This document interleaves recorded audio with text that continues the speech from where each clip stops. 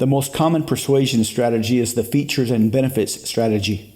When in actual sales, the salesperson is taught to memorize a huge list of features and benefits. They rattle them off to any customer that walks in the door. The idea is that if they happen to hit enough of the customer's hot buttons, the customer will have enough buying desire. On TV and movies, effective salespeople do this with plenty of charisma. The customer just needs to stand there and be mesmerized by the beautiful metaphors that the salesperson comes up with. Even for non-sales persuasion, this is a common go-to technique for most people. The persuader tries to convince the target why the target should do what the persuader wants, based only on the ideas that exist in the persuader's brain. To the extent that there is a natural overlap between what's inside the persuader's brain and what's inside the target's brain, this will work. But there often isn't enough overlap. This is as far as most persuaders go with their thinking, of trying to find some kind of magic words that will make the target do what the persuader wants. This is in sales, persuasion, and seduction. A much more enlightened approach is to find out the kind of things the target likes or wants. In sales, this is called eliciting criteria. First, you find out everything you can about the target's desires. Then you take those desires that came from their brain